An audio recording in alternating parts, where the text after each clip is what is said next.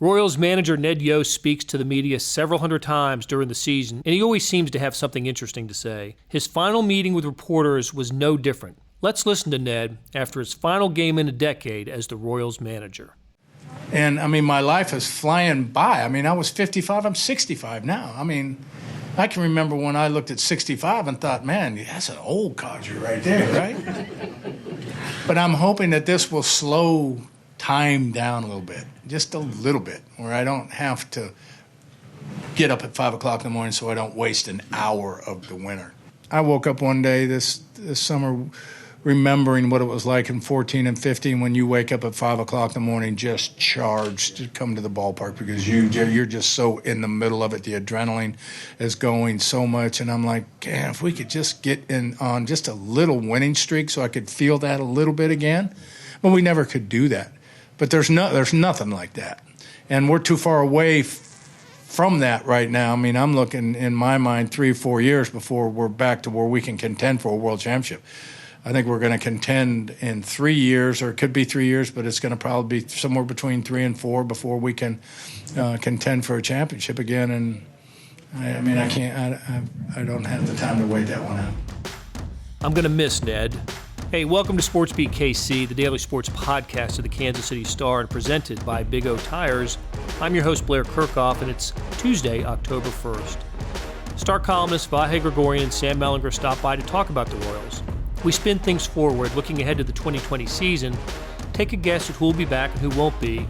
We spent a long time speculating on Alex Gordon's future and who will be the next manager. Before getting started, I wanted to take a moment to thank those who have purchased an unlimited digital subscription to the Kansas City Star through SportsBeat KC. You know, that $30 offer I yap about during the podcast. Many of you have taken us up on this offer, and we really appreciate this. Hope you enjoyed today's show. Vahe, Gregorian, Sam Mellinger, let's wrap up the Royals, shall we? Let's do it. Let's wrap. I think when you finish 58 and 104 as the Royals did in 2018, you can only hope for improvement. And by golly, there it was with a walk-off victory in game number 162. Victory number 59 was theirs. 59 and 103 for the Royals this year. Improvement? Yes. Yeah. Not even close to a last place team, by the way. That's right. Well, I realized that before that day, but when I did open up the Detroit papers, because we were there obviously for the Chiefs game, and the Tigers lost 114. Yeah. 114 games. They won 48. Yeah. No talent, and made up for it by playing poorly without energy or focus. I'll tell you what, though, the Tigers, in our lifetimes have had a season like that. Yeah. And responded pretty well, actually. Mm-hmm. It was the 2003 Royals season, right? That's right, yeah. When the Royals had their one winning season in a couple of decades, and I think the Tigers were 119. Yes, yep. 119. Mm-hmm. Incredible. And 3 years later, they're in the World Series. Yeah, they lost. That's right. The Cardinals beat them in 06. Yes. Yeah. Yep. But Verlander but that team got to the World Series 3 years after a horrible finish. So I don't care much about the Tigers and how that team will respond to, their 47 wins. But I am curious about how you think the Royals are going to respond to back-to-back years. If I do my addition right, 207 losses. That's a lot of losses. But should there be, maybe there's some recency bias here, but should there be a better feeling about Royals heading into 2020 than there was Royals heading into 2019? Yeah, I think so. Remember when they were so bad last year, and then Dayton had the line that he said publicly about, wow, I thought next year was going to be the bad one.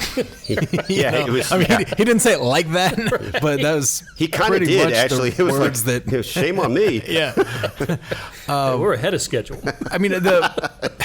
For tanking purposes, right, if they were doing that. The hope, if you want to be optimistic, the hope is that the pitching was horrendous this year, and the hope is that the great draft class of 2017. I think that was the year they took all the pitchers in the first 5 picks of college pitchers. in the first 57 picks of the draft, not just their first 5 picks. But those guys are going to start transitioning next summer. Was it 17 or 18? Was it? It might be 18. Yeah, I want to say it was 18. Anyway, I think it was, yeah. Everybody, the Brady Singer and the boys. Jackson Kowar. Yeah. Yep. And those guys are going to start, and who knows who'll be first. It'll be probably Kowar or Singer. They'll start to come up, and they're not going to win a Cy Young right away and all that stuff, but that's what they need, and that's what they're going to get next summer. I think that's the hope. And Mondesi, for all of, we sat here and, April and May, and it's like, oh my gosh, like this is that step. And then it turned out to not be that step. He needs to have that. Dozier needs to be real. Jorge Soler, they've got a decision there. Salvador Perez will come back. I mean, you can come up with a scenario in your mind that they're competitive next year. One just quick thought on the last 2 guys you mentioned, for instance, Dozier and Soler. Those are guys that you would only be guessing had a shot to do what they did this season before this season. Mm-hmm. Now they got to do it over time, but it is interesting to see that materialize a little bit here, right? Now, whether that makes Soler more of a trade bait or a fixture, I don't know. But I'd say you feel like there's 4, 5, 6 maybe pieces basically in place, right? That make you feel like there's some foundation there on the field, non-pitching, non-pitchers, right? But the rest you're still guessing at a little bit. Would these be the 6? Alberto Mondesi, Whit Merrifield, Jorge Soler, Hunter Dozier, Salvador Perez, and maybe Alex Gordon? Yeah, which is of course a big X factor within the X factors, right? But that's how I look at it. I don't know if you agree with that. I do. Yeah, I mean, Gordon's a weird thing because he may or may not play next year, but he's almost certainly not going to be around if and when the Royals pop their next bottles of champagne, right? It seems like if he comes back, it would just be for one more year. But yeah, I mean, he's a professional, and I do believe I think managers are overrated, but what I don't think is overrated is having dudes in the clubhouse, like having examples of professionalism and not just that, but a link to 2015 and 2014, and of all, I believe in stories. I believe in when a player has a story to tell, I think that can be powerful for younger guys. And who has a better story than Alex Gordon of where he was drafted, expectations, failed, bust, all that stuff, and then he came back like gangbusters and was the best left fielder in the American League, if not baseball, for a period of about 4 or 5 years. Well, to that point, I think back to 2014 and Raul Ibanez being in the clubhouse, and of course the James Shields presence. Shields, of course, had been on AL winning Tampa, and Raul Ibanez coming back to Kansas City and was Vahe. I know you remember because you did a big story on it. Just what an influence he was in that clubhouse. He was the one. Correct me if I'm wrong. He was the one that told the Royals, when things started to go wrong in July that year, that you guys are good. You guys don't understand how good you are. Yeah, and it seemed to take, and because he had the credibility and the charisma, I think, too.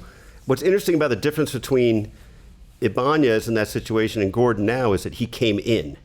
I mean, Alex is already here. Yeah. By the way, a little twist on the Ibanez thing. I think I remember this right, but it's always fascinated me. He didn't do much at the plate, right? He was not a big help at the plate. He was even on the postseason roster. I was trying to think. He may have been on the wild card game roster, but not maybe wild. He was in the dugout. Roster. I know he was in the postseason dugout. But here's the twist. The Royals won a 1-0 game in Oakland. I think, let's call it July 28th or something. That game is the difference between them playing the wild card game at home and playing it in Oakland, right? That's right, yeah. Which shifts something, right? Maybe Oakland wouldn't have gotten off to the big lead it did, but it's just kind of interesting, all the little things that happened. And he just hit a solo shot in that game, probably his biggest moment as a Royal, and actually mattered. Yeah. We'll talk about him a little. His name will come up a little bit later when we talk about managerial prospects for the Royals. But let's stay on the players for a second. So we agree that that core that you mentioned, Vahe, if Gordon returns, and let's finish that up. Should he return? And under what contract conditions would he return?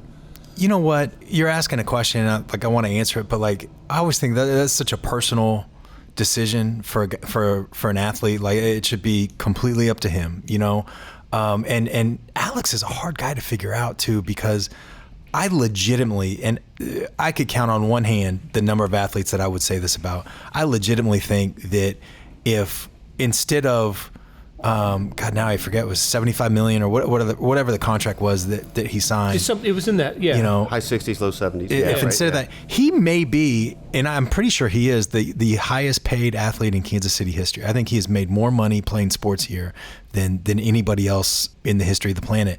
But I think that if baseball players made, like real job salaries, I think Alex would have been just as happy, and he would have tried just as hard, and he would have been just as into it, and in some ways actually happier, because I think the other stuff kind of got in the way. And then look, a lot of us can say like the money doesn't matter, but of course the money matters. But for Alex, he's the point is, I think he's different. He's not going to come back for an extra. I think it would end up being like $6 million. Yeah, that seems about right. He's going to get $4. I think he's due a $4 million. That's right. Buyout. The club option is 23. Yeah, with a $4 million buyout. So that'll obviously get exercised. And then if he comes back, I would imagine $6 million seems fair.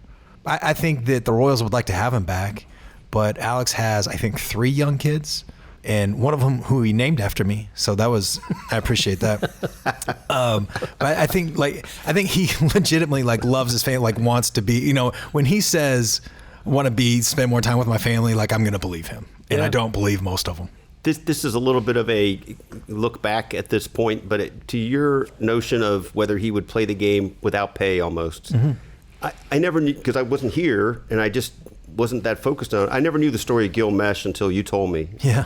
And there was a time along the way here in Alex's path when he was struggling so much, and still a year and a half, 2 years left on the contract. I guess I'd say he was still struggling pretty badly in early 18, wasn't he?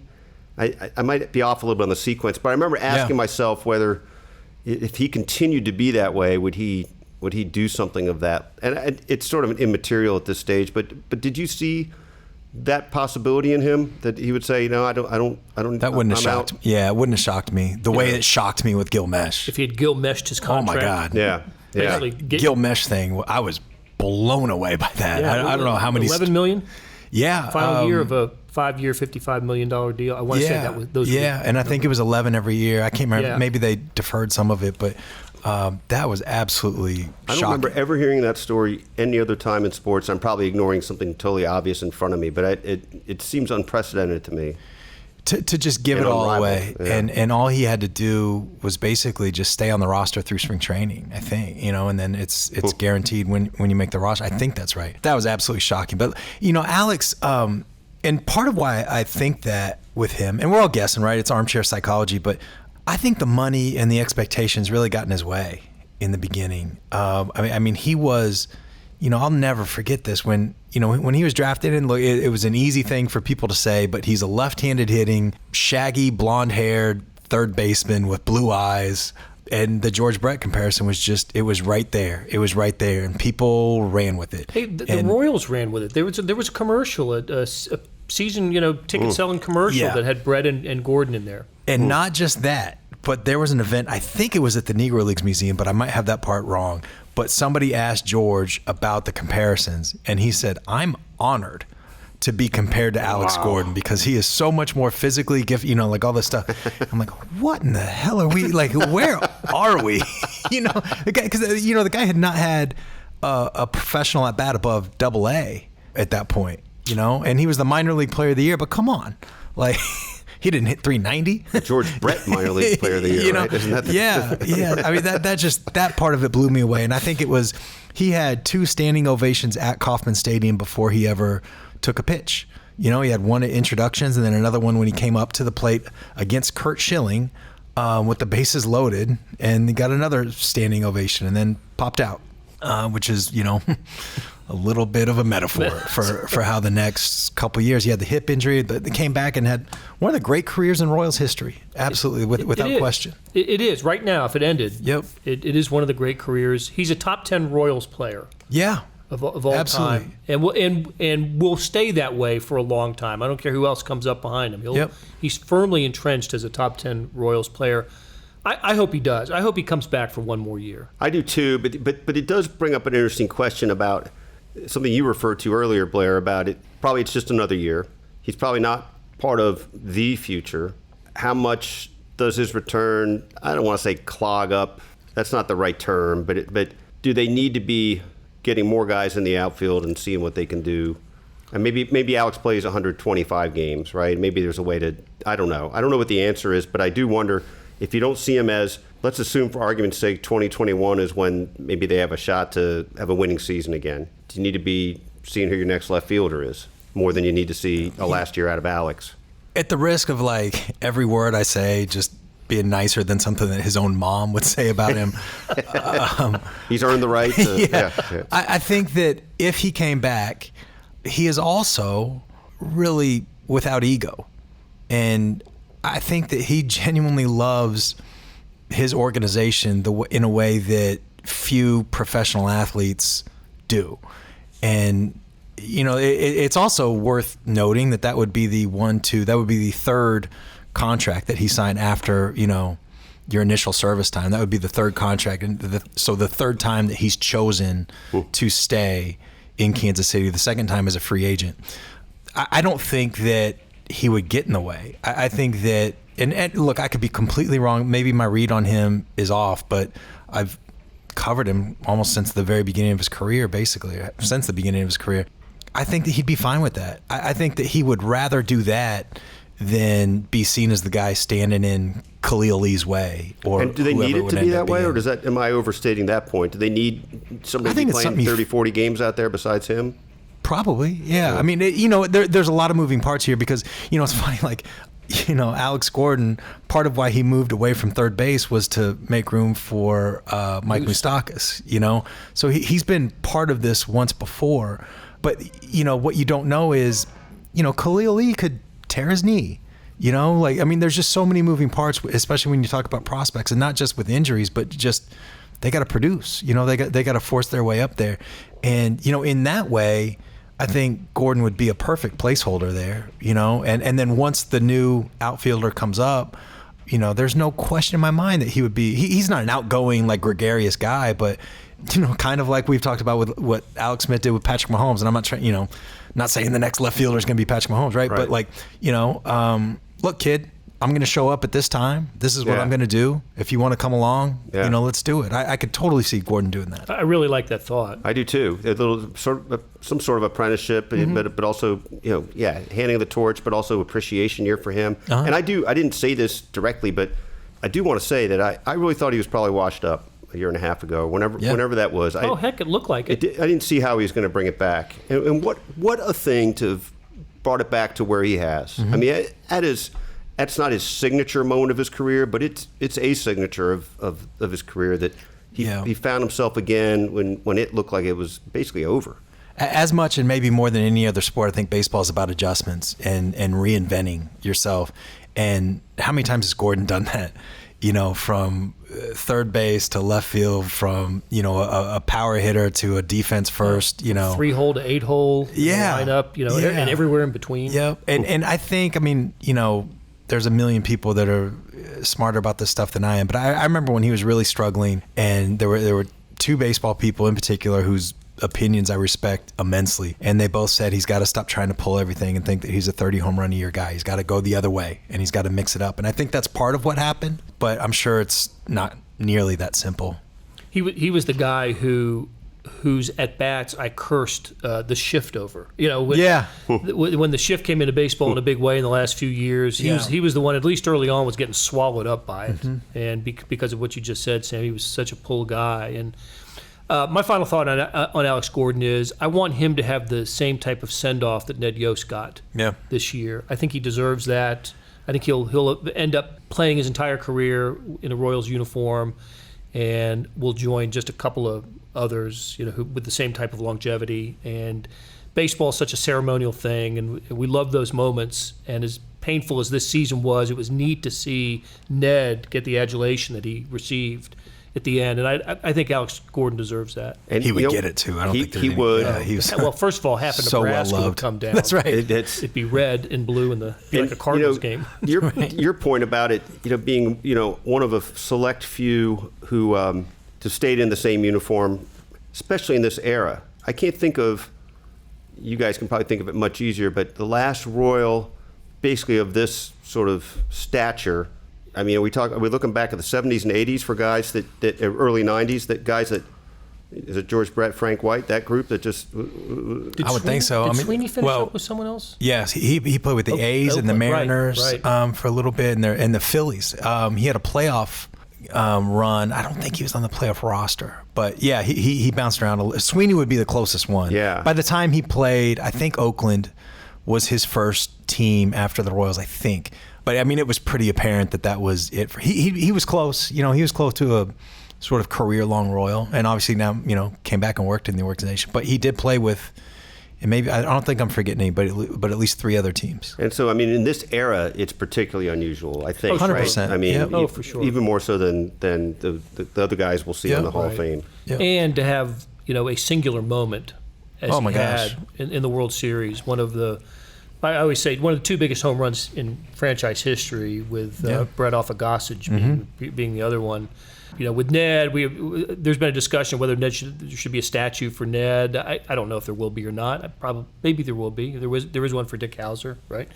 Who also won a World Series. But if the statue is to commemorate, if statues can commemorate a moment, that moment of him pointing up, that's iconic. That's a Royals lifetime memory right there. I guess I've gotten in the business of telling the Royals exactly what to do, like the barbecue in right field and all that too. But I think that's absolutely the Familia home run, Sal Perez leaning out over the plate, Hosmer diving, maybe like a collection of those Action together. figure, action statue set. Yeah, I think that's absolutely what they should do, 100%. Yeah, very, very cool. Let's take a break, and when we return, you'll hear from Royals outfielder Alex Gordon, who was interviewed after the Royals season finale. When it comes to saving big on tires, do the math at Big O Tires. Start by saving $100 instantly on sets of 4 Big O brand tires with paid installation purchase. Then receive an additional $50 by mail-in rebate on qualifying purchases using your Big O Tires credit card. Add it all up, and you can save as much as $150. The tires you need, the savings you want. Only at Big O Tires, the team you trust. Hurry, sale ends October 13th. For the location nearest you, go to bigotires.com. Hey, it's Blair. Hey, we have a special subscription offer for SportsBeat KC listeners, unlimited digital access to the Kansas City Star's award-winning sports coverage. Sign up now for 1 year of Sports Pass for access to all the sports news, features, and columns we have to offer. And it's only $30. That's a 40% savings off our regular rate. For your convenience, your subscription will automatically renew after the initial term at $50 unless you tell us to cancel. A lot of subscription services won't tell you that. They'll just sneak it on there. We just told you. Your subscription helps support the sports coverage of kansascity.com and the Kansas City Star. Please visit kansascity.com/SportsBeatKC offer to get this special offer. And as always, thanks for listening.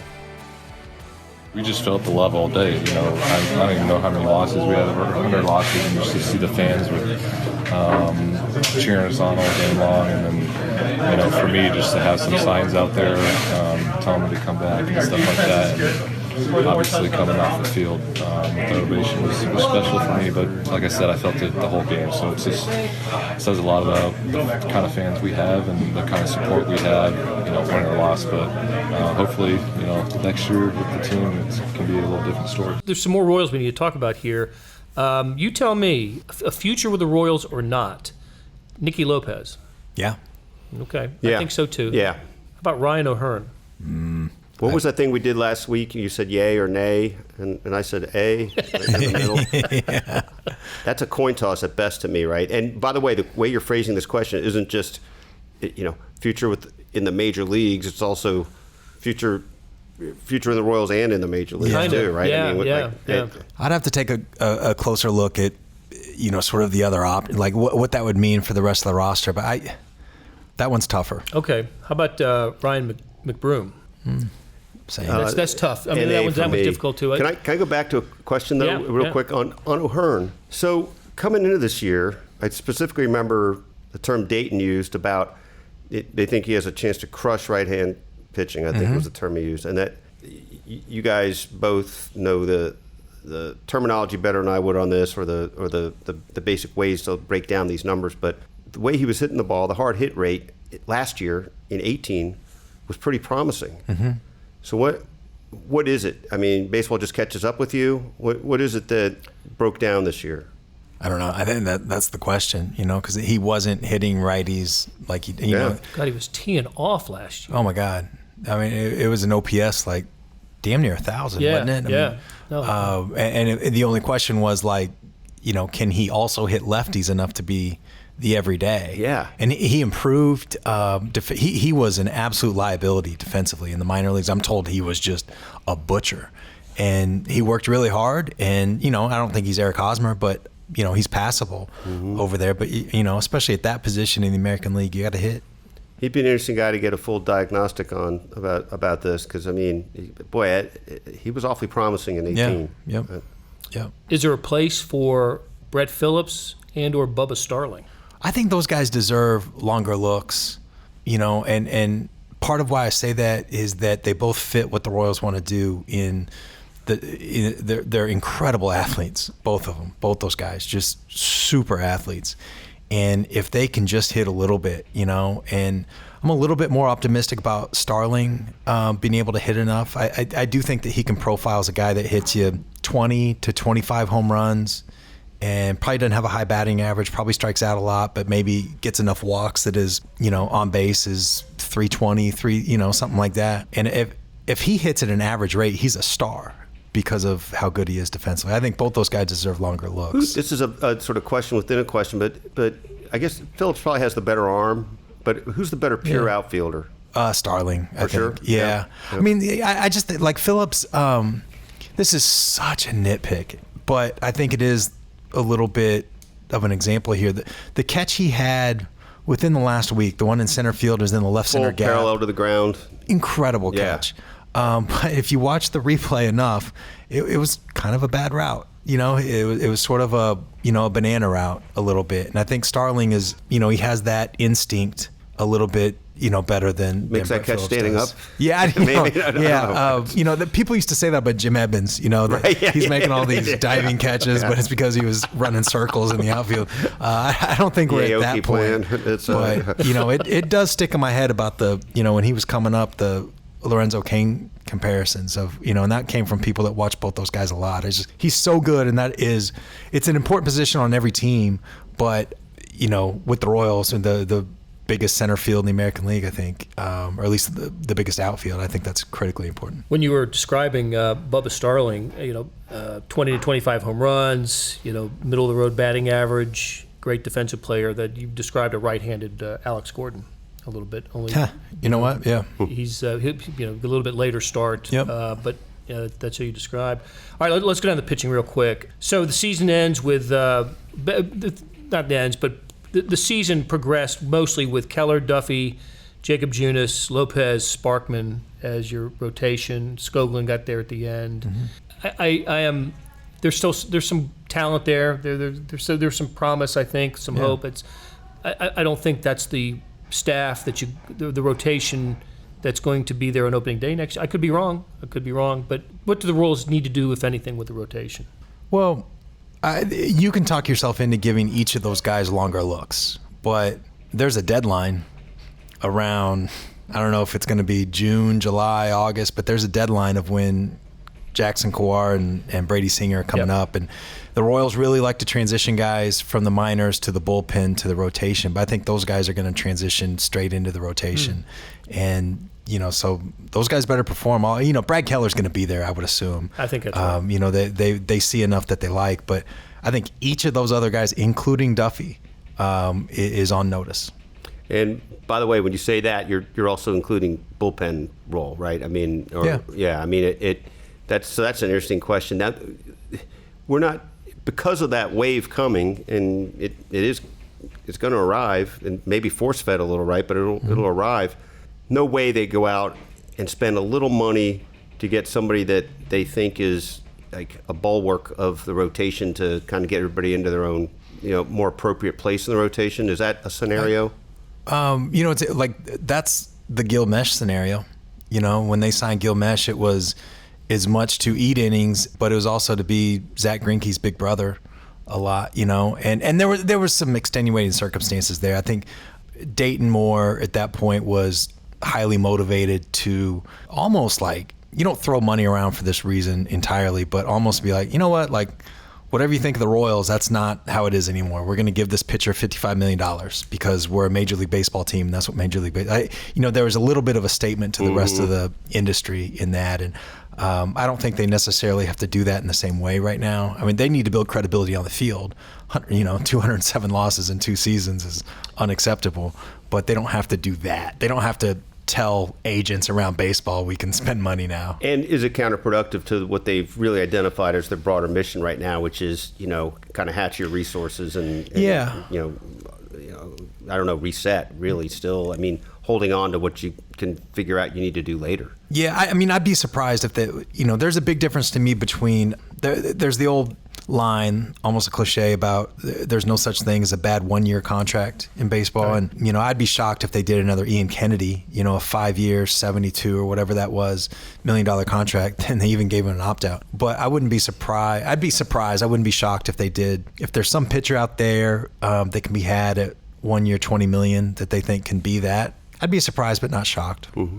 The bullpen was just not good. From the start of the season, Not it good. was ruinous at the beginning. I mean, it gave you no chance at the start. There was like a 3 or 4 week period in there where they were like not horrendous. They were like a 4 out of 10, and it was like, wow, okay. But they were so bad. But they were already 2-17 or whatever they exactly. were. Exactly. There were some moments.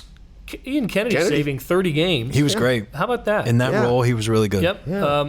Barlow was, moments. Moments. Tim Hill, moments. I strain to think of other good moments from the bullpen this year. Right. So that's got to get figured out. I mean, you cannot, I'll tell you what, you can have a competitive series with the Tigers and some of the the Marlins and a few other teams, but you're not going to be able to play. You're not going to play with 500 or better teams with the type of bullpen the Royals had each of the last 2 years. How much do you think they already start to what degree they see, Kennedy as the latest success of a conversion that, has included like Wade Davis, for instance? I mean, do you think that has their minds turning to somebody like Danny Duffy? I mean, is that already, are the wheels already spinning on these kind of thoughts? I think he ends up in the bullpen. I do too. I thought he could have been this past year. I thought he just, to me, like profiles as such a good reliever. If you get the best of Duffy, I mean, just as a late inning, I think his stuff would play up. I mean, I think he would be really, really good in that role. Absolutely. I agree. And I think that's where he's going to end up. So, the Royals do not have a manager as of today, and but I got some names. I got the list. Do you? Yeah, I do. I've got the list. Raul Ibanez is on the list. Carlos Beltran is on the list. These are names that I've seen associated with the Royals. Okay. Joe Madden is looking for a job. Yeah. He's unemployed. That's kind of it for the outsiders, unless you've heard of somebody else. Well, I think Clint Hurdle. That's what I was going to say. Could potentially be Hurdle. interesting From the Buccos. And former Sports Illustrated cover boy with the Royals. Yeah, and I mean, at a time where we're talking about tapping into the minor league system, and whatever it is in the infancy of this, I mean, how much does that resonate with a Dayton? And what I don't know is, I really don't know much about Clint Hurdle's temperament. I mean, I know he's had some success, but I don't know how that aligns. 3 straight years in the playoffs with the Pirates. But then there are the in-house candidates. I think that would be the largest percentage of the pie on the pie graph here. Mike Matheny, Pedro Grifol, Dale's fame. We talked about this, I think, Sam, recently. We extolled the virtues of Pedro Grifol. Yeah. There's a lot to like about him as a candidate. A lot to like about him. But I believe the headline on Mellinger Minutes this week basically has Matheny as the guy. Yeah, well, so what I don't know, this is pure speculation about like Clint Hurdle, and if the guys who got fired, if that changes the process at all. And there's a lot. I mean, Clint Hurdle, you just mentioned his success in Pittsburgh, and then Colorado before that with kind of a similar, that was a homegrown World Series team. They lost to the Red Sox. Swept I think. by the Red Sox in 07, but that's a lot of success, and I think I think I remember 21 out of 25 guys on their World Series roster were homegrown. I think that's right. So, I mean, he had, that's what the Royals want to do, Right. And he had like firsthand success. He has a connection to Kansas City. I've heard him, and look, like nobody's going to come back to the town and be like, this place sucks. But, when he came back as a manager, talked glowingly of Kansas City and his time here and all that stuff. I wonder if that changes the process a little bit. But, Matheny just seems, I know people have their opinions, and I'm trying to learn a lot more, but so this isn't who I'm pulling for or rooting for or whatever. It's just who I think that they're going to hire. Mike Matheny seems like the favorite. Did you cross paths with him? Just a little bit. I mean, as a player more than in his managerial days. I wasn't doing much with the Cardinals by then. Can't say I really know him. That know him more by word of mouth from people we know that covered him and were around him. He's certainly seen as a cerebral type, but also hard to engage. Is maybe at least that was the experience of some people we know there and some of the players there. That certainly shows up. I didn't get to see Mellinger minutes yet. Did you get into any of that? Not really. I'm trying to learn, and I was reading a lot actually today. I mean, there's a lot there. There's a lot of drama with Dexter Fowler, who came on a 5-year, $82 million contract, and apparently they just weren't talking for months at a time. Yeah. That guy and the manager, and there's a weird dynamic with the bullpen with it was Aaron Hicks, and then I forgot the older player's name. There was, I think hazing is a bit strong, but a little heavy-handed. There's an insinuation of it as hazing, though, right? Yeah. And I don't know. It was just some weird dynamics in there, and I'm a big believer in smart, committed, humble. I think that needs to be in there. People being able to fail and then succeed. By learning lessons of what went wrong the first time. And I don't know Mike Matheny, and if he was able to do that. And look, like we're acting like it was a complete disaster. He never had a losing season. Made the playoffs his first 4 years. Won 100 games one year and lost in the World Series to the Red Sox. I think the Red Sox, right? Mm-hmm. Yep. Even when he's fired, they were 47-46. Now, does it say something that they took off right when he was fired? Yeah, right. So there's a lot of kind of stones to turn over there. There's a lot to examine there, and one of the other things that you bring to mind, Blair, with that list is so everybody you mentioned, Pedro Grifol is the only one in-house, or obviously out-of-house, that hasn't been a manager. That's right. So the question there sort of becomes twofold. One, do you want the fresh eyes, right, or whatever you want to call it, the newness of a guy who's never been a manager, versus out of all these people we're talking about, he's the only one who, and Dale Swaim also represents. He's been a manager, though. Continuity. But I'm just saying, out of all these, Pedro's the one. Pedro and Dale would represent continuity. Yeah. Not really Matheny, just because it's been such a short time, right? Sure. He hasn't really been directly He hadn't been in involved. the dugout. So that part of the argument, part of the question is, the argument for continuity versus within those two, the argument for freshness and continuity. Yeah. Are we not at a place where new voices are needed? I'm really just saying that rhetorically. I sort of think so, though. Yeah. My first thought is, I sort of think so. Yeah. No, I love Pedro. I think he is. And then, I want to be very. This is not like he gives me stuff all the time kind of situation. He shuts you down. He right begrudgingly answers my question, but I think the world of that guy and his talents. But I do think that's an argument against him and a legitimate, sort of a hard one to go against. I think they need something new. I really do. I think they need a new voice. Within all this right now, if I just close my eyes and kind of drew up a little matrix, a little box of each guy, I mean, honestly, without delving too deeply into it all, Clint Hurdle's the guy I'd be thinking about. Me too. He makes a lot of sense on the surface, but I don't know I don't know enough at the inside, right? Yeah. I don't know the relationship, if there is one, if it's positive, negative, or whatever, between him and the Royals, or him and Dayton, or him and JJ, or him and whoever. That's a complete unknown. But shoot, you're right. Just the resume. Did it in Colorado, did it in Pittsburgh, with teams on similar budgets. I don't think the Rockies spent big when they had their success. Correct. It makes a lot of sense. He does. Is there a timetable for this? Is there a hurry to get this done?